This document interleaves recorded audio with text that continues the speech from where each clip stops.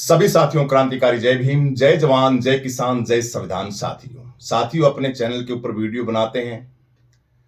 अपना गांव का, देहात का अपना चैनल है। अपने चैनल के ऊपर पूरे भारतवर्ष से काफी लोग जुड़े हुए हैं, बहुजन समाज के साथी जुड़े हुए हैं, जो हमेशा बहुजन समाज के साथ कंधे से कंधा मिला के बहुजन समाज के चिंतन करते हैं कि बहुजन समाज इतना परेशान है। बाबा साहब के संघर्ष के बाद, मान्यवर साहब कांशीराम जी के संघर्ष के बाद भी आज भी हमारा बहुजन समाज आगे बढ़ने की बजाय पीछे जा रहा है। मैं मेरी बात को शॉर्ट में लेते हुए मैं परम सौभाग्यशाली हूं साथियों कि हमारे चैनल के ऊपर हमारे दिल्ली की जो सुप्रीम कोर्ट, हाई कोर्ट है, उनके अंदर इतनी इतनी महान शख्सियत जो स्पेशल दिल्ली से आए हैं। आज दिल इतना खुश है, इन्होंने कहा कि सर हम आपसे मिलने के लिए आए स्पेशल, और आपके चैनल के माध्यम से समाज को आप देते हो, देसी भाषा में बोलते हो, ग्रामीण लैंग्वेज के हिसाब से बोलते हो। तो हमने सोचा कि समाज को कोई ऐसी एक इंपॉर्टेंट चीज बताई जाए, जबरदस्त चीज बताई जाए। तो साथियों रात को 11 बजे पहुंचे थे हमारे साथ एडवोकेट सूरजमोहन जी आर्य हैं। बहुत तहे दिल से सर जय भीम, आपका नमो बुद्धाय। साथ में हमारे हेमंत राजन जी हैं, उनको भी बहुत बहुत धन्यवाद। आज इस उम्र के अंदर हमारे बहुजन समाज के लोग ताश खेलते हैं। आज इस उम्र के अंदर, इस पड़ाव के अंदर बहुजन समाज के जो बुजुर्ग हैं वो ये बोलते हैं हमारा काम पूरा हो गया जी, अब तो हम आराम कर रहे हैं। पूरी रात बहुजन समाज का मंथन किया हमने एडवोकेट साहब के साथ, और ऐसी ऐसी चीजें समाज के लिए बताई। घर छोड़ के बच्चा लंदन पढ़ता है, लंदन में कारोबार है इनका, इनके बच्चे सर के विदेशों के अंदर काम करते हैं, बड़े बड़े जबरदस्त जबरदस्त लोग हैं, उनके साथ तालमेल है। मेरे जैसे छोटा सा एक यूट्यूबर, एक गरीब परिवार का इंसान, उनके समाज को जगाने के लिए भी ये लड़का दिन रात काम करता है। तो इसके चैनल के माध्यम से हम समाज को कुछ चीज और दें। राजस्थान जा रहे हैं, कई मामलों के अंदर जाएंगे, अभी आगे जा रहे हैं, रात रात हमारे यहां ठहरे। तो साथियों वीडियो को ज्यादा ना लंबा करते हुए मैं बताता हूं, बहुत जबरदस्त इंपॉर्टेंट एक खोज लेके आए हैं। इतनी जबरदस्त खोज लेके आए हैं कि उसके ऊपर बहुजन समाज को काम करना है, हम लोगों को काम करना है। वो खोज ये बोल रहे थे कि वो जो हमारी खोज है, जो हमारा एक प्लान है, इस दलदल से बहुजन समाज किस तरीके से निकले, उस प्लान का एक मेथड तैयार करके लाए हैं। मेरे को समझाया साथियों, मेरे को इतना जबरदस्त लगा वो फार्मूला। मैंने तो मेरी जिंदगी का अध्याय बना लिया कि मैं उस फार्मूले पे काम करूंगा। वो फार्मूला इतना जबरदस्त है, इंटरनेशनल है, वैज्ञानिक है, और एक ऐसे इंसान का फार्मूला है वो जिसका नाम पूरा वर्ल्ड नाम लेता है ना, उस महान इंसान का, तो कांपने लग जाते हैं अच्छे अच्छे। और अब वर्तमान के अंदर मनुवाद को हिला के रख रखा है जिस इंसान ने, उस इंसान की खोज के साथ तालमेल मिला के अपना मंथन लेके आए हैं। हमारे साथ हैं सूरजमोहन जी आर्य, हेमंत राजन जी। ये उस मंथन के बारे में बताएंगे। वीडियो लंबी है, मैं बहुजन समाज से कहता हूं 20 मिनट की वीडियो है। ये वीडियो हमारे बहुजन समाज को इतनी जबरदस्त क्रांति और ऊर्जा लेके आएगी। शुरू से लेके इस वीडियो को देखें लास्ट तक, और पूरा वीडियो को दबा के शेयर करें सभी के, और ये जिंदगी के अंदर जो चैप्टर बताएंगे उन चैप्टर को उतारें। तो मोस्ट वेलकम सर जी। बताइए आप क्या फार्मूला लेके आए हैं बहुजन समाज का, कि निरंतर इतने प्रयासों के बाद भी बहुजन समाज दलदल के अंदर धंसता ही जा रहा है, आगे बढ़ने का नाम ही नहीं ले रहा है। निरंतर मनुवाद उसको फंसाए जा रहा है अपने जाल के अंदर। तो वो फार्मूला, हाथ जोड़ के प्रार्थना इस बहुजन समाज को आप बताइए। ये बहुजन परिवार है आपका। बहुत बहुत धन्यवाद चांदराम जी। आपकी पीड़ा हम समझ सकते हैं। हृदय से निकले हुए शब्दों को जिस तरह से आप बहुजन चिंता के करीब लाते हैं, वो हमको साक्षात नजर आता है। आपने एक फार्मूले की बात कही। दरअसल ये हमारा फार्मूला नहीं है, बल्कि जो एक आज की दुनिया में जो सबसे बड़ी जो एडवांस टेक्नोलॉजी है, जिसको हम एआई ग्रोक बोलते हैं, दरअसल ये उसकी खोज है। ये क्या खोज है? हमारे एक साथी ने हमको मेरे व्हाट्सएप पर जो ना एक नैरेटिव भेजा, और उस नैरेटिव को पढ़ के जो ना मैं स्तब्ध रह गया। मैंने कहा यार, ये तो एक ऐसी चीज है कि जो आज तक जो है कम से कम मुझे तो पता नहीं था। क्या था वो? एक क्वेश्चन है, आप जरा इससे हम शुरुआत करते हैं। क्वेश्चन ये है कि since you know that there will be a pushback of Brahmins and upper caste backed by the OBCs, what should Dalits do to uplift themselves and be in a position on par with the upper caste of Brahmins? सवाल बहुत प्यारा है। बहुत सवाल ये है कि आज की डेट में हम सारे दलित लोगों को ऐसा क्या करना चाहिए जिससे हम जो है ब्राह्मण और जो अपर कास्ट है, जिसकी वजह से, जैसे अभी हमारे भाई ने कहा कि मतलब वो हमेशा हमको अपने फंदे में डाले रहते हैं, वो क्या क्या चीज है दलितों के पास जिसके करने से उनके फंदे से हम निकल सकते हैं? ये है क्वेश्चन। एआई ग्रोक क्या कहता है इसमें? अच्छा, ग्रोक से प्रश्न किया किसी ने, ग्रोक से पूछा है? Yes yes. अच्छा अच्छा अच्छा, किसी ने ग्रोक से पूछा कि भाई जो है इस देश में मतलब जो इतना बड़ा गरीब और दलित समाज है और परेशान है, और यहाँ पर हम न जाने क्या क्या उनके शोषण की बातें हम सुनते हैं, और मतलब न केवल ये तो 76 साल का जो छोटा मोटा जो हम आज एक स्वतंत्रता और थोड़ा सा रिलैक्स में जो महसूस हम करते हैं, वो तो केवल बाबा साहब के संविधान की देन है। बावजूद इसके फिर भी जो ना एक बड़ा समाज जो है उनके शिकंजे से बाहर नहीं आ पा रहा है। आखिर वो कौन सी चीज है? ये ग्रोक से पूछा है। ग्रोक, अब ये ग्रोक जो है ये आपको बताता है। ग्रोक ये कहता है कि भाई यहां पर जो दलित लोग हैं उनको जो है एक ऐसी स्ट्रेटेजी तैयार करनी चाहिए जो अपने आप में आत्मनिर्भर हो, एक बात। दूसरे, उसका जो फॉर्म है वो कलेक्टिव होना चाहिए, सामूहिक होना चाहिए।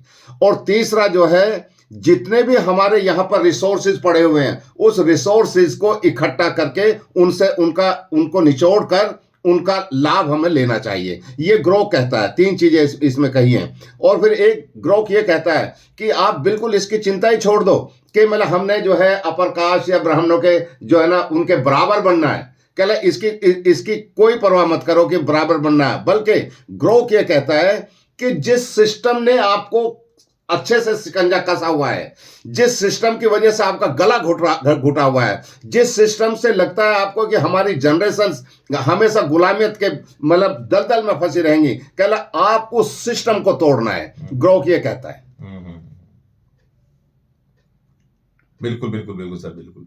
रखिए जारी रखिए, आप बातें जारी रखिए, बिल्कुल सही है। हाँ, तो अब ये ग्रोक जो, अब ये बात तो बिल्कुल ठीक है कि भाई हम किस तरह से उस दलदल से ऊंचा उठेंगे, लेकिन ग्रोक ने जो है ये मोटे मोटे से 5 पॉइंट्स के ऊपर जो है ना बात की है कि हमें वो 5 पॉइंट क्या है जिसको हम इस्तेमाल करके, इम्प्लीमेंट करके और बहुत ही स्ट्रेटेजिकली अगर हम इन बिंदुओं के ऊपर हम काम करेंगे तो ग्रोक ये कहता है कि आपकी, जैसे हमारा हर महापुरुष बोलता है हजारों साल की गुलामियत, मैं तो कहता हूं कि 76 साल की है और 100-150 साल पीछे आप चले जाओ।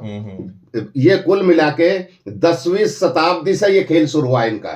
मुगलों के समय में तमाम तरह के जो ना ये हमारी किताबों में जो कुछ लिखा हुआ, हमारा पूरा का पूरा जो भगवान बुद्ध की पूरी व्यवस्था का जो इन्होंने जो उसके अगेंस्ट में जो काम किया है वो 10वीं शताब्दी से हुआ। पाल वंश यहाँ पर जो है ना 724 के आसपास है, और पाल वंश के बाद जो है ना धीरे धीरे मतलब यहाँ इन सब चीजों का जन्म हुआ कि ये मनुस्मृति, ये वो सब 10वीं शताब्दी का खेल है। अब ग्रोक क्या कहता है पहले पॉइंट में, हम उस पर आते हैं, क्योंकि ग्रोक ये कहता है कि बिल्ड इकोनॉमिक इंडिपेंडेंस, कि हमको आर्थिक रूप से जो आत्मनिर्भरता वो कैसे हो सकती है। अब ये ग्रोक आगे बोलता है कि भाई आप जो है एक पूल का वो करो, यानी पूल रिसोर्सेज तैयार करो लोकल लेवल के ऊपर। Upper caste control land and capital, so Dalit should form community trust. अब यहां पर क्या है कि मतलब हमको अच्छी तरह पता है कि सारी लैंड जो है वो अपर कास्ट के पास है, सारा का सारा पूंजी जो है, पूंजी पूरा का पूरा तंत्र ये सब अपर कास्ट के पास है। तो दलितों के पास क्या है? दलित वो कहता है कि दलितों को एक जो है ना कम्युनिटी ट्रस्ट बनाना चाहिए। कम्युनिटी ट्रस्ट में यह कहता है कि 100 से लेके 200 फैमिलीज को विलेज के पूलिंग के स्तर के ऊपर तैयार करो और उनसे 500 से लेके और 1000 रुपए पर मंथ के हिसाब से आप जो है ना ये इकट्ठा करो, और जो आपके पास पूंजी इकट्ठी हो जाएगी उससे जो है ना आप जो है प्लॉट खरीदो। और प्लॉट खरीदने के बाद आपने करना क्या है, वहां पे एक जो ना कोऑपरेटिव बिजनेस का जो ना शेप देनी है उसको। उसमें अब कोऑपरेटिव बिजनेस क्या क्या है, आप क्या क्या क्या कर सकते हैं, उसमें पोल्ट्री फार्म आप जो ना पैदा कर सकते हैं, उसमें जो ना आप भट्टा लगा सकते हैं जिसमें ईंटें बनती हैं। अब भट्टे लगाओगे तो उसमें तो मतलब आप बिजनेस के अलग अलग स्ट्रक्चर तैयार कर लेंगे, बिजनेस के अलग अलग स्ट्रक्चर, करोड़ों मतलब जो इससे जो ये एक ग्रुप तैयार हो जाएगा। हाँ, देसी भाषा में कहें तो हाँ, इस ग्रुप से जो पैसा आएगा उससे ये बिजनेस के अलग अलग पार्ट तैयार हो जाएंगे, बिजनेस के अलग अलग पार्ट तैयार हो जाएंगे। और जो हमारा दलित समाज है, जो कि आज जिसके पास ना तो बिजनेस है, ना काम है, ना उसके पास पैसा है, जिसकी वजह से वो अपने आप को घुटा सा महसूस कर रहा है। हमारे छोटे छोटे भाई जो है ना, यहाँ तक कि सुसाइड तक, मतलब हम किसान भाइयों का देख लो, महाराष्ट्र में बहुत बुरा, महाराष्ट्र में क्या हाल हो रहा है। तो अब ये कहता है कि ये जो कोऑपरेटिव बिजनेस है, जब आप 500 से लेके 1000 रुपए तक का पूलिंग आपके पास आएगा, तो इसके हमारे पास एविडेंसेस आए हैं जिन्होंने एक काम शुरू किया एक पॉइंट के ऊपर। अच्छा। वहां पर ये अमाउंट जो है 1 करोड़ रुपए की टर्नओवर में पहुंच गया। अच्छा जी, अच्छा। हाँ, ये 1 करोड़ रुपए का जब टर्नओवर आपको कोऑपरेटिव पूल से आ जाएगा तो आप जो है फिर उसका इस्तेमाल कर सकते हो किसमें, मतलब प्लॉट खरीदने में। ये हो गया। दूसरा जो ना ग्रोक ये कहता है कि भाई आप जो ना स्किल अप एग्रेसिवली, जो जो आपके पास जो स्किल्स है, जो आपके पास है, एक तो तुम जो डोरमेंट स्किल्स हमारे पास पड़ी हुई है उसके ऊपर कभी ध्यान हम नहीं देते, और ये पूरा का पूरा सिस्टम यही है कि आपकी स्किल बाहर ना निकल जाए। देखो ये जो मतलब मैं सीधे सीधे आरएसएस या माइंड पे नहीं आऊंगा, हम इसको मनुवादी का भी रूप देते हैं। उनको हमारे महापुरुषों से कोई गुरेज नहीं है। वो जो है ना, हम अगर अपने महापुरुषों के साथ हमारे महापुरुष भी लगा लेंगे, वो उनसे सिर्फ एक ही है कि महापुरुषों का चिंतन इनके पास ना चला जाए। बिल्कुल। वो हमारे महापुरुषों की चिंतन से घबराते हैं, वो हमारे महापुरुषों से नहीं घबराते हैं। राइट। हाँ, इसलिए वो बाबा साहब की मूर्ति पे माला चढ़ा देंगे, रविदास महाराज जी की मूर्ति पे माला चढ़ा देंगे, कोई मतलब। हाँ, रविदास महाराज जी के विचार ना इम्प्लीमेंट होने लगे, बाबा साहब के विचार, उससे ये घबराते हैं। राइट। तो अब जो है ना, यहाँ आगे की जो हम बात करते हैं, जो ग्रोक हमारे सामने लेकर आया है, वो उसने बहुत सारे जो स्किल्स की मैं बात कर रहा हूँ, उससे उन्होंने कहा कि आप क्या क्या कर सकते हो, जो स्किल आपके पास है, कि आप जो है सोलर टेक, जिसमें जो हमारा जो धूप से निकल के जो एनर्जी बनती है, हम उसके ऊपर काम कर सकते हैं, किसी और मैकेनिक्स के ऊपर काम कर सकते हैं। और इसमें क्या करेंगे आप कि करीब 50% of Dalit skilled in 5 years remote freelancing can dodge local bias, कि अगर आप जो है ना 50% दलित की स्किल्स को भी अगर आपने जो है ना वेपनाइज कर दिया, तो 5 साल के अंदर जो है ये एक चमत्कारिक जो है चीजें आपके सामने लाके खड़ा कर देगा। ग्रोक बोल रहा है बात, ये ग्रोक बोल रहा है, ये ग्रोक बोल रहा है। अच्छा, लेकिन इसमें साथ साथ एक और बहुत अच्छी बात कर रहा है। वो कहता है कि जितने भी हमारा समाज के ऊपर जो एक्सप्लॉयटेटिव जो काम हो रहा है, जो इनको शोषण में, मतलब जिससे उनका शोषण हो रहा है, शोषण की चक्की में डाल रहे हैं, शोषण की चक्की में जो डाला जा रहा है, तो उसका तुमने जो ना बायकॉट करना है। अब क्या क्या चीजें हैं, एक उसमें है मैनुअल स्कैवेंजिंग, जो बेचारे आए दिन हमारे जो वाल्मीकि समाज के आदमी जो है वहां पे नीचे चले जाते हैं शिविर में, और जो है ना उसमें से मतलब मर के ही निकलते हैं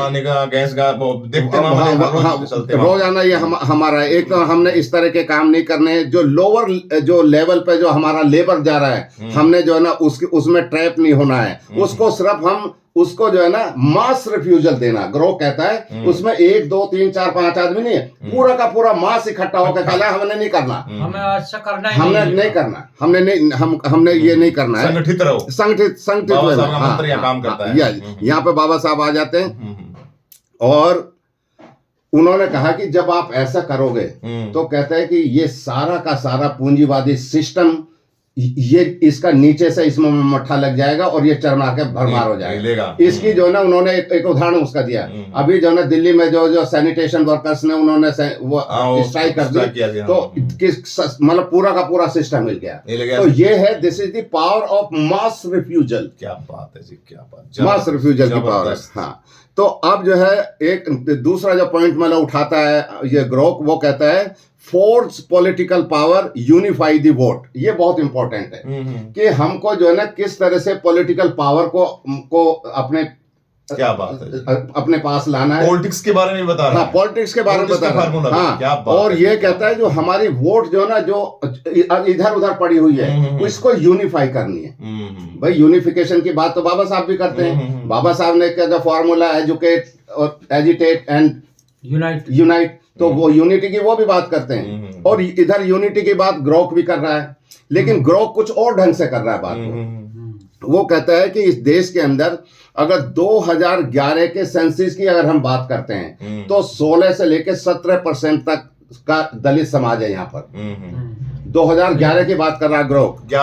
2000 क्यों ग्रोक भैया, ग्रोक के सामने कोई चीज है उसी पर तो एनालाइज करेगा। 2011 के बाद वो कुछ नहीं है, कुछ नहीं, गिनती नहीं तो ये उसको भी ले लेता बीच में, उसको भी ले लेता।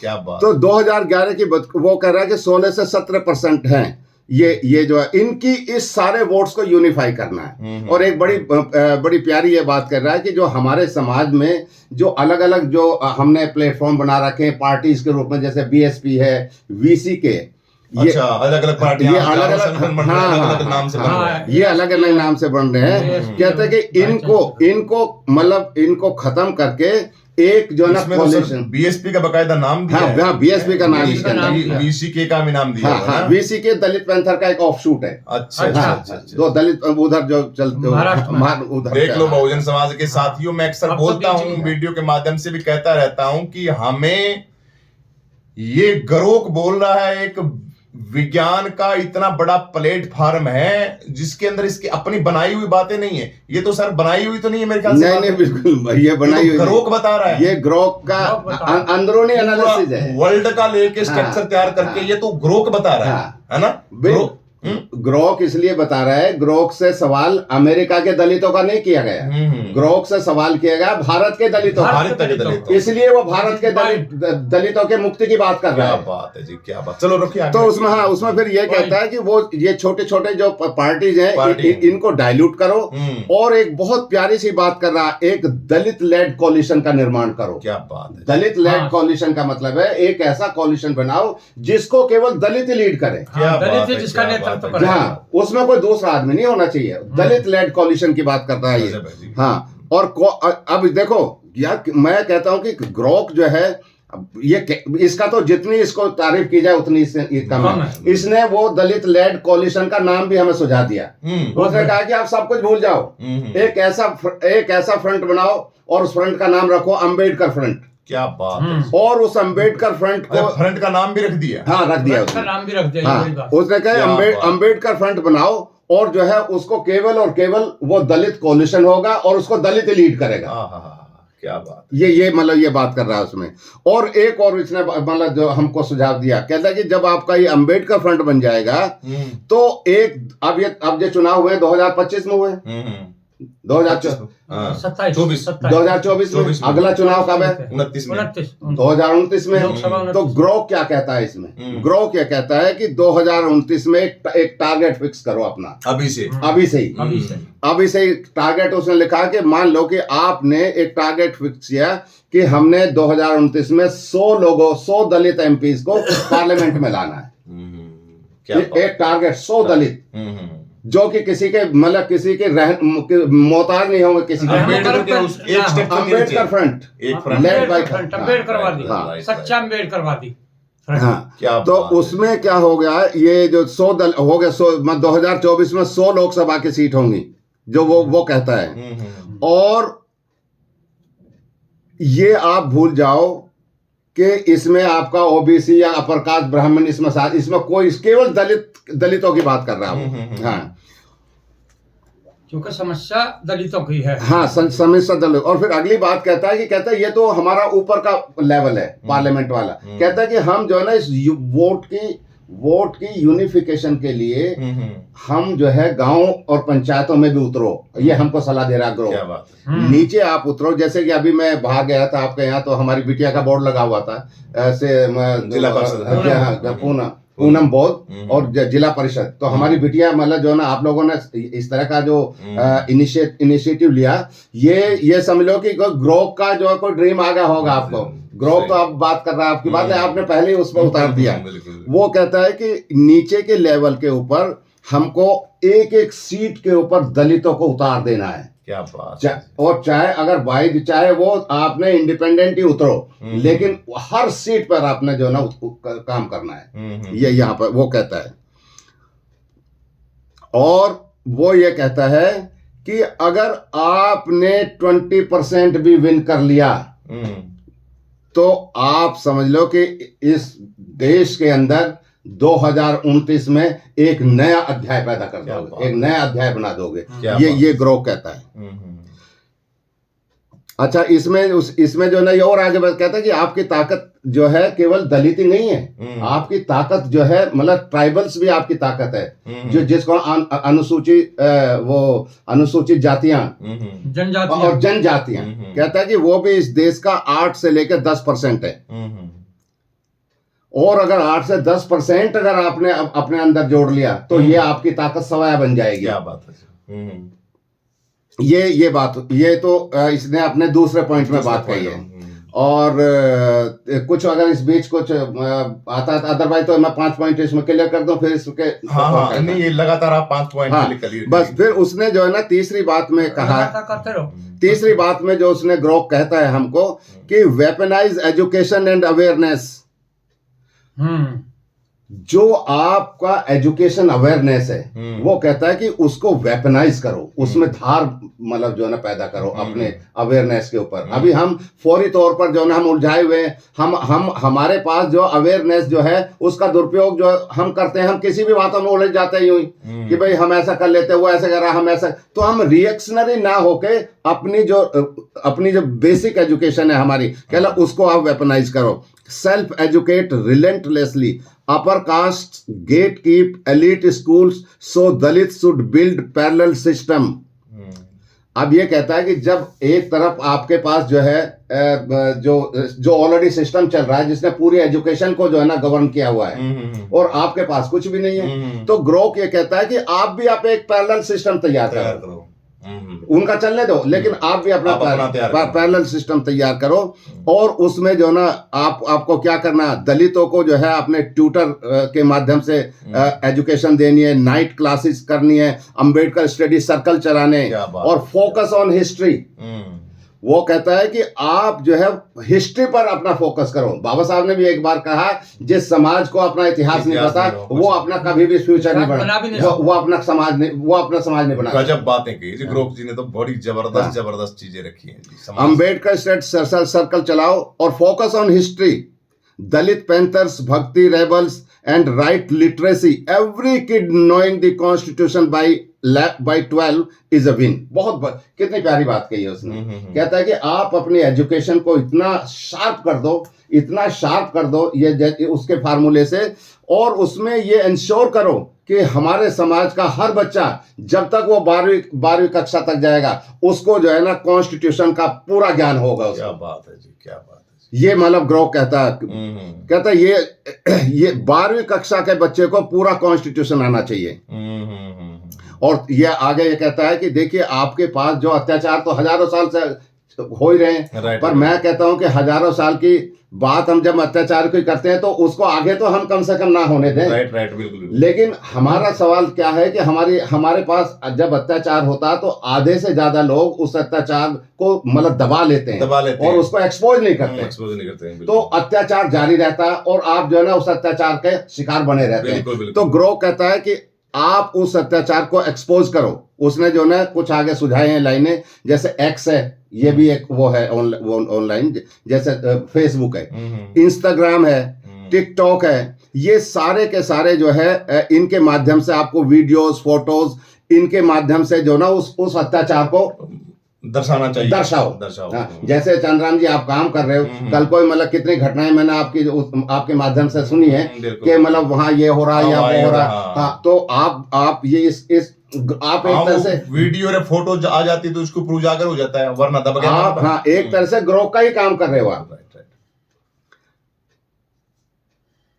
और उसमें कहते हैं कि जैसे एक उसने उदाहरण दिया है कि जब कोई हम अत्याचार को एक्सपोज करते हैं तो इस पूरी की पूरी दुनिया को बताओ कि भाई दलित लाइव्स मैटर। दलित जो है मतलब कोई छोटा मतलब कोई वो नहीं है, it is not a thing, मतलब ये वस्तु नहीं है, वो इंसान है और इंसान की एक लाइफ होती है। तो इसलिए उसमें टाइटल मारो, टाइटल लिख के मतलब जो ना अवेयर करो लोगों को, दलित लाइव्स मैटर, कि दलित की जिंदगी का कोई मोल है, कोई उसका कोई मतलब है। और जब आप इस तरह से करोगे तो क्या होगा कि जो ग्लोबल प्रेशर है वो आपके ऊपर आ जाएगा और आप उसका सामना नहीं कर सकते। एक उदाहरण वो देता हमारे देश का, देखो ग्रोक को कितना, हमें पता नहीं हाथरस में क्या हुआ। ग्रोक कहता है कि अब आपने 2020 में हाथरस की घटना को देखा होगा, उसने पूरी दुनिया को जो है हिला के रख दिया। ये उसने ये ताकत होती है उसको। रिजेक्ट ब्राह्मणिकल, ये कहता है ऐसे में आपने क्या करना है, जितना भी ब्राह्मणिकल नैरेटिव्स है उसने पूरे देश में अपने हमारे बहन भाइयों और सबको मतलब उस नैरेटिव से घेरा हुआ है, उसको एकदम आउटराइटली रिजेक्ट करो। टेम्पल्स को रिजेक्ट करो, रिचुअल्स को रिजेक्ट करो उनको को। और वो फिर इसके बरक्स क्या कहता है, ये तो आपने रिजेक्ट कर दिया, लेकिन ये एक तरफा काम है। ग्रोक ये कहता है जब आप किसी चीज को रिजेक्ट कर रहे हो तो एक ऐसा पैरेलल भी लाओ सामने जिसको लोग एक्सेप्ट करें। अब एक्सेप्ट किसको करोगे, कहता है कि आप अपने अपने आइकन्स जो आपके महापुरुष हुए हैं आपके समाज के अंदर, उनकी शिक्षाओं के ऊपर जो है जोर दो। कुछ नाम उसने दिए जैसे फूले है, अंबेडकर है, पेरियार है। कहला इनको लेके इकट्ठे हो, न कि मतलब इनमें कमियां निकालो, इनमें डिफरेंसेस पैदा करो, भाई आप ये है आप अपने आइकन्स के ऊपर आप जो ना जोर डालो। और ये आगे कहता है कि अगर it's a mind game they can't win if Dalits opt out. Grok यह कहता है कि ये जितना भी मतलब पूंजीवादी सिस्टम है भारत का, इसमें से अगर दलित लोगों ने ऑप्ट आउट कर लिया, बाहर निकलने का जिम्मा ले लिया, तो कहता है कि ये भूल जाएं कि मतलब वो कुछ कर जाएंगे। They can not win, they can not win.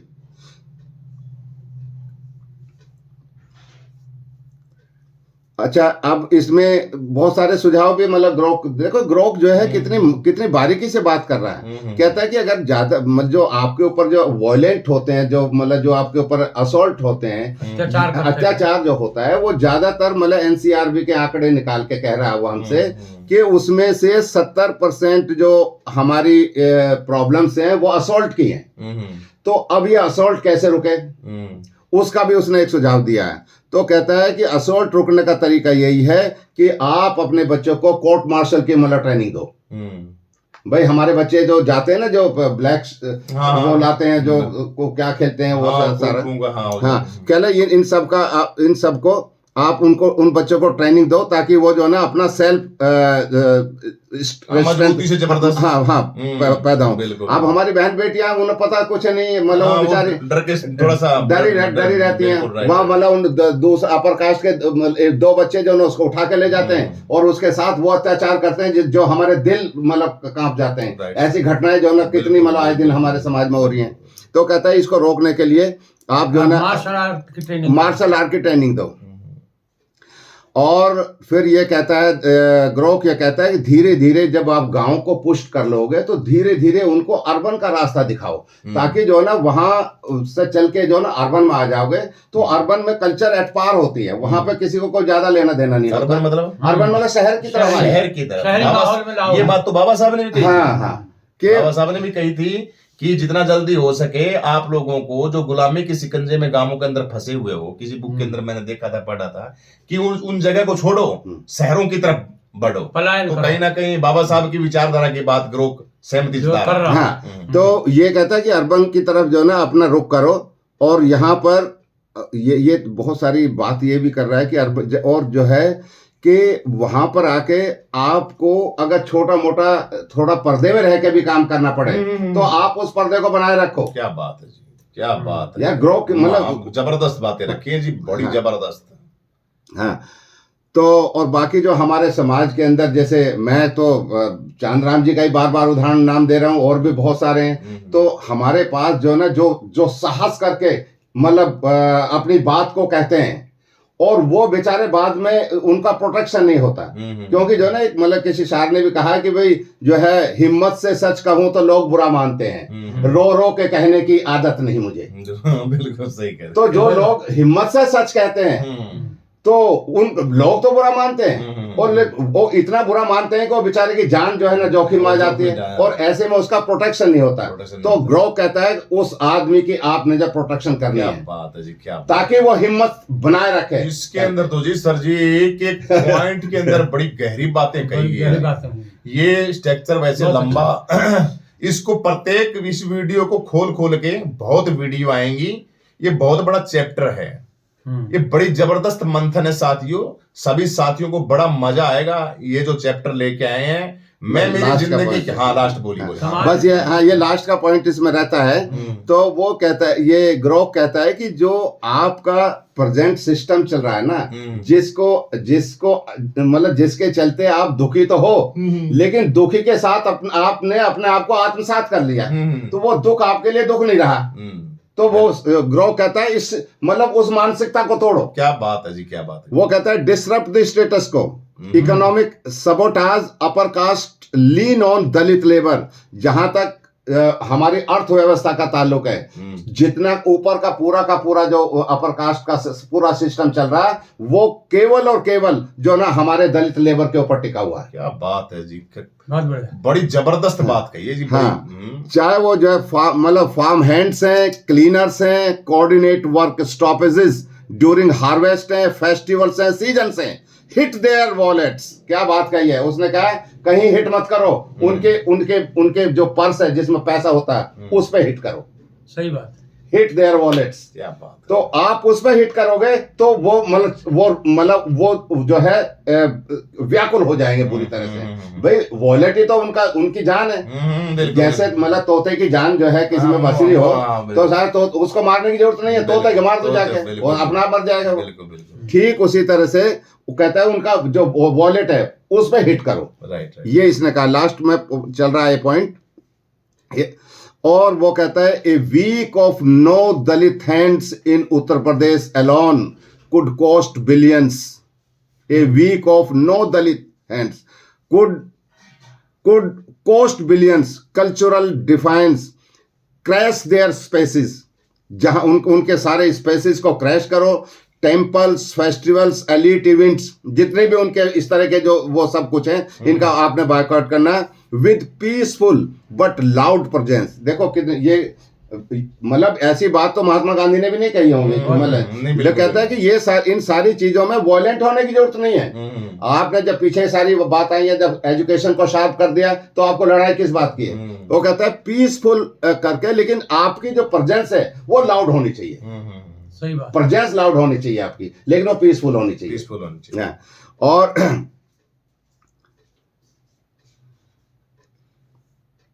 Law for hypocrisy, ये आगे मतलब कंक्लूड करता है ग्रो का आगे चल के। Global leverage pitch Dalit leaders to UN forums और US congress hearings. Caste is an HR issue now. Equinet 2021 ruling. Foreign pressure spooks BJP's global power image they will squirm. मतलब इवन के जब आप इनके ऊपर ग्लोबल पावर का जो है वो आएगा तो उनकी इमेज जो है ना स्क्वैम हो जाए, उनकी इमेज जो है ना धराशायी हो जाएगी। At any cost it is not easy. हालांकि वो ये कहता है कि ये इतना आसान काम नहीं है। ये भी कहता है, कह ले ये इतना आसान काम नहीं है। इसमें क्यों कहता है? क्योंकि upper caste and OBCs will retaliate with economic boycotts. तो कहते हैं ये क्या कर सकते हैं आपके अगेंस्ट में कि ये अपर कास्ट और ओबीसी मिलके आपको जो है आपके ऊपर आक्रमण कर सकते हैं और आपके साथ ये इकोनॉमिक का बॉयकॉट कर सकते हैं। इकोनॉमिक बॉयकॉट का क्या मतलब है इकोनॉमिक बॉयकॉट्स, वायलेंस और लीगल ट्रैप्स। आपको जो है ना, आपके ऊपर वायलेंस करेंगे, ये आपको लीगल ट्रैप्स, आपको जो है ना लीगली ट्रैप करेंगे, आपको मुकदमाबाजी करेंगे, ये सब आपको फंसा के रखेंगे।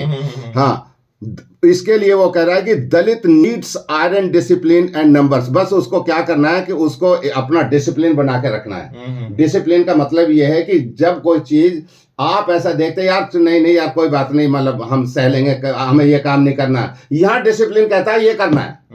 राइट। सही बात, हाँ, राइट। अदरवाइज तो तुम घर में बैठ जाओगे। बट डिसिप्लिन कहता है no, you have to do. बिल्कुल। तो ये अच्छा, उसके बाद वो कहता है कि discipline and numbers, one village pulling this off inspire stand more. ये कहता है अगर एक भी गांव के स्तर पर आपने मेरे फार्मूले को उतार दिया, ये ग्रो कह रहा है, अच्छा। तो बहुत बढ़िया। वो गांव जो है अगले जो है ना 10 गांवों को जो है मतलब इंस्पायर करेगा क्या बात करने है, के क्या लिए। बात है, क्या बात है। और उसके बाद कहता है, हाँ ये देखो अवधि भी कहता है, ये कहता है कि सवाल पैरिटी का नहीं है, सवाल इक्वालिटी का नहीं है, सवाल है आपके पास क्या जमीन है टू स्टैंड, आप फ्लोर कहाँ आपके पास। वो कहता है फ्लोर की चिंता करो, सीलिंग की चिंता मत करो। इन 20 and 30 years they could flip the script. वो कहता है अगले आने वाले 20 से 30 साल के अंदर अगर ये फार्मूला बिल्कुल आपने अपनी अंतरात्मा से जीवित उतार दिया, तो कहता है कि आने वाले टाइम में आप एक पूरे के पूरे भारत में एक नया अध्याय, एक जो नई स्क्रिप्ट आप लिख दोगे। क्या बात है जी, क्या बात है, क्या बात है। जो on land run businesses dictate politics, look at black America. उसने एक उदाहरण दिया कि जैसे आप अमेरिका में आप चले जाइए, अमेरिका में क्या है, अमेरिका में जो है उन्होंने black American gain cost civil rights, slow bloody but real pressures go to choke the system itself. कहता है कि वहां पर ब्लैक लोगों ने जो हम आज दलितों की बात कर रहे हैं, समझ लो कि वहां पर वो ब्लैक है, और वहां पे आज जो है ना उन्होंने अपने इसी फार्मूले को इस्तेमाल करके उन्होंने पूरे के सिस्टम को जो है ना डोमिनेट कर रखा है। और वहां पर आज वो कोई ऐसी चीज नहीं है, उसे कहते हैं लॉ ऑफ डाइवर्सिटी। उदाहरण भी दे दिया। हाँ, उसे लॉ ऑफ डाइवर्सिटी ये कह रहे हैं कि अगर मतलब गवर्नमेंट की कोई भी स्कीम चलेगी, या कोई पूंजीपति कोई भी अपना वो काम करेगा, या कोई फिल्म प्रोड्यूसर अपनी कोई फिल्म बनाएगा, उसमें उसने ये देखना है कि 10% हिस्सा जो है ब्लैक लोगों का होना चाहिए, चाहे वो हीरो हो, हीरोइन हो, उधर कुछ भी हो। जो वो से कहते हैं लॉ ऑफ डाइवर्सिटी, हमारे अंदर नहीं है ये भी। और कहता है कि ऐसा जब आप करोगे और इस पर पूरी मेहनत करोगे, तो ग्रो कहता है कि मैं आपको पूरी गारंटी के साथ कहता हूं कि आने वाले जो समय दिया है, इसी समय में आपकी जो है काया पलट हो जाएगी, और हजारों साल की गुलामियत की जो हम बात कर रहे हैं, ये गुलामी टूट के आपकी बिल्कुल खत्म हो जाएगी। इसलिए बाद में सिर्फ अपने कंक्लूड करते हुए सिर्फ इतना ही कहूंगा, चीजें जो है ना बहुत प्यारी हैं, लेकिन इसमें वो शायर जो कहता है किसी को पता भी ना लगे और कोई खफा भी ना हो। क्या बात है, क्या बात है, क्या बात है। किसी को पता भी ना लगे और कोई खफा भी ना हो, इतने एहतियात से कोई अपने दिल की बात कैसे करे। इन्हीं शब्दों के साथ मैं अपनी वाणी को विराम देता हूं और आगे अपने चांद राम जी को जो है एंकरिंग के लिए। बहुत बढ़िया, बहुत बढ़िया। सूरज हमारे मोहन जी एडवोकेट साहब ने कितने सुंदर तरीके से, हम बहुजन समाज के साथियों से प्रार्थना ये है कि इस चीज के अंदर से, ये जो चैप्टर है, इस चैप्टर के अंदर से ये हमें 10% समझ में आया, 20% समझ में आया, 30% समझ में आया। बार बार सुनिए, बार बार इसको जिंदगी के अंदर उतारिए, बार बार इस चीज को आप अपने लोगों के अंदर शेयर कीजिए, पंचायतें कीजिए, लोगों को जोड़िए। हाँ, इस चीज के ऊपर अगर हम काम करेंगे तो हम आजादी प्राप्त कर सकते हैं, अन्यथा कोई भी ऐसा हमें नहीं आता। ये ग्रोह की एक खोज है, जिस खोज को लेकर एडवोकेट साहब दिल्ली से आए हैं, इस YouTube चैनल पे ये वीडियो डाली है। ये वेरी इंपॉर्टेंट है बहुजन समाज के साथियों। और हमारे साथ हमारे हेमंत राजन जी भी हैं। वीडियो बहुत लंबी हो चुकी है वैसे, हाँ, ठीक है, संक्षिप्त तो शॉर्ट में अपने थोड़े से विचार आप भी रखिए बहुजन समाज के इसी साथ। टॉपिक पे। हाँ, मैंने कुछ ग्रो महोदय का सबसे पहले तो ये आभार कि उन्होंने भारत के ऐसे दलित वंचित समाज पे इतने बेहतरीन और बारीक राय रखें, जिनको हमारे समाज का एक बड़ा हिस्सा जो अपने आप को अम्बेडकरवादी कहता, वो दूर दूर तक उसके सर के ऊपर से निकलती हैं, दूर दूर तक इनको नहीं पकड़ता, जबकि ये एक बेसिक्स है। तो इसको मैंने हल्के शब्दों में कुछ समझाने की कोशिश करी। हमारे यहाँ तो हो ये रहा है समाज में कि जो जिसके मुंह में आए, मुंह पे बात आ जाए, उसको वही अम्बेडकरवाद हो जाता। तो सबसे पहले मैंने अम्बेडकरवाद की एक सरल परिभाषा उनको बताने की कोशिश करी। ग्रोक महोदय ने ये बातें एक स्वस्थ समाज के लिए कही, और वहाँ समाज इतना पॉवर्टी में चल रहा है, मानसिक पॉवर्टी में राधा, कि वो उसके मन में कोई बात आई, को उसने समझ लिया कि मेरा अम्बेडकरवाद है। अरे भाई, अम्बेडकरवाद की तुम कोई परिभाषा तो निश्चित करो। तो मैंने अपना सुझाव उनको दिया है कि आज हमारे अधिकांश लोगों के मन में अम्बेडकरवाद की कोई निश्चित परिभाषा ही नहीं है। बस जो अपने मन में आए वही अम्बेडकरवाद है, बाकी सब की बात गलत है। और यह बात युवाओं के मन में और ज्यादा मुश्किल ये है, जबकि युवाएं जो है किसी भी उसकी मिसाल होती हैं समाज की, जो मिसाल देनी होती है। जैसे कि क्यूबा के एक महान राजनीतिज्ञ ने कहा है कि youths are our precious clay, they have to take flags from our hands. वो आगे पताका जो है युवाओं को संभालनी होती है, और युवा पता लगे युवा ही कुछ कुछ सोच रहे हैं। तो हमें अम्बेडकरवाद की निश्चित परिभाषा करनी होगी, और ये काम राजनीति से जुड़े लोग नहीं कर सकते हमारे यहाँ की से, क्योंकि वे अपने दाल दलिये के चक्कर में रहते हैं, अपने 99 के फेर में रहते हैं हमेशा। मोटे तौर पे हम कह सकते हैं कि वंचित और भेदभाव भोगने वाले समाज को बराबर लाने की कोशिश करके समतावादी समाज बनाने के लक्ष्य को ही अम्बेडकरवाद माना जा सकता है। और इसके लिए ग्रोक साहब की बातों से प्रेरणा लेकर मैंने कुछ उसकी जो है कार्यनीति भी जो है तैयार करी है, जिसको मैं 4-5 मुख्य पॉइंट्स में जो समाज के समक्ष जो है रखना चाहूंगा, और अपने साथियों को भी शेयर कराना चाहूंगा। जैसे नंबर 1, ये स्टेप्स मैंने कुछ बनाए हैं। सबसे पहले भेदभाव और नफरत भोगने वाली जाति जाटव वाल्मीकि के लिए ये सब काम करने होंगे जो ग्रोक साहब ने सुझाए हैं, क्योंकि सबसे ज्यादा जाति का दंश उनको ही झेलना पड़ता है, उनको वो लोग प्रोग्रेस नहीं करने देते। दूसरे, फिर उसके बाद जो अन्य दलित जातियां हैं, जिनमें वाशरमैन्स हैं, वीवर्स हैं, और जो है खटीक समाज है, हिंदू खटीक समाज जिसको बुरा, और उसके बाद जो है अति पिछड़ी जातियां जिनको जो है सभ्यता का विकास नहीं मिला है, और आदिवासी जातियां उनमें रख सकते हैं। और उसके बाद हम इनमें जो उच्च पिछड़ी जातियां उनसे भी कोई थोड़ा बहुत भेदभाव होता है तो उनको भी रख सकते हैं, और उनको उसके साथ रख सकते हैं कि बदले में वो भी जो है इन लोगों को की मदद करें, दलित लोगों की मदद करें। क्योंकि और फिर इसमें हम थोड़ा सा और दूसरे गरीब लोगों को, जो सभी समुदाय में गरीब लोग हैं, उनको भी अपने इन प्लान्स में जो ग्रोक साहब ने सुझाए हैं उनको शामिल कर सकते हैं। तो तभी जो है हमारा ये हो सकता है। ग्रोक साहब ने एकदम बिल्कुल नई और वैज्ञानिक दृष्टि दी है। जरूरत है उसके लिए अपनी कार्यनीति बनाने की। और जो सबसे बड़ा जो उन्होंने पॉइंट कहा, 2-3 पॉइंट तो बहुत ही सुंदर कहे, जैसे कोऑपरेटिव बनाने की, 100-200 आदमी का कोऑपरेटिव, और फिर जमीन लें जो, और ऐसे में जब 14 अप्रैल आ रही है, जयंती आ रही है, इस समय में सबसे ज्यादा चंदा इकट्ठा होता है दलित समाजों पे, और उसका बड़ा संख्या में वो वेस्ट कर देते हैं। तो इसकी शुरुआत जो है इसी साल से जो है अपना करी जाए, और उस चंदे की एक प्रॉपर पोर्शन उसका जो है जयंती पे लगाया जाए, और एक प्रॉपर पोर्शन जो है इस कोऑपरेटिव को बनाने में लगाया जाए, और जमीन वगैरह जहां भी सस्ती मिले, हालांकि ये चांस काफी कठिन है, उसकी जो है तैयार करी जाए। इन्हीं बातों के साथ मैं अपनी वाणी को विराम देता हूँ। मैं चूंकि हेमंत राजन जी ने बहुत अच्छा कहा, और सब चूंकि चांदराम जी ने कहा कि वीडियो काफी लंबी हो रही है, और हमारी बहन देखो अभी जुड़ी हैं, वो डॉक्टर सुदेश जी। हालांकि गोष्ठी में इनके विचारों को इसमें हम जो है ना नहीं शामिल कर पाए, लेकिन अगली गोष्ठी में आपको लेंगे और आपके जो ज्वलंत आइडियाज हैं इसमें लेंगे। अब तो सिर्फ मैं इसको कंक्लूड करते हुए अल्लामा इकबाल साहब का एक मुझे 4 पंक्ति याद आती हैं। मैं उसको पूरे के पूरे माहौल को मद्देनजर रखते हुए मैं उनको ये कहना चाहता हूं कि वतन की फिक्र कर नादा मुसीबत आने वाली है, तुम्हारी बर्बादियों के मशवरे लिखे हैं आसमानों पर, ना संभलोगे तो मिट जाओगे, तुम्हारी दास्तां भी ना बचेगी दास्तान। बहुत थैंक यू।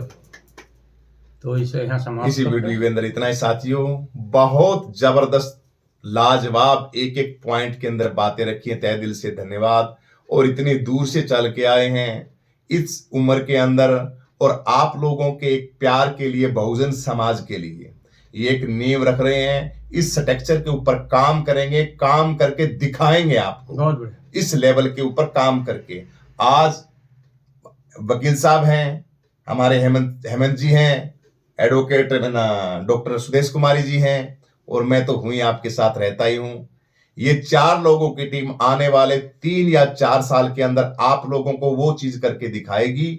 4 साल बाद में हम दोबारा मिलेंगे आपसे, वैसे तो रूबरू होते रहेंगे, लेकिन एलन मस्क के ऊपर जो ये ग्रोक ने जो बोला है, इस ग्रोक लेवल के ऊपर हम भूमिगत काम करेंगे। इसके ऊपर स्ट्रक्चर के ऊपर पॉइंट रखे हैं, और वीडियो के माध्यम से आप सभी साथियों को बताएंगे कि किस किस तरीके से बाबा साहब के मंत्र 3 विशेष रखे इसके अंदर। संगठित रहो बात आई सबसे पहले, शिक्षित बनो बात आई, और कौन सा, संघर्ष करो।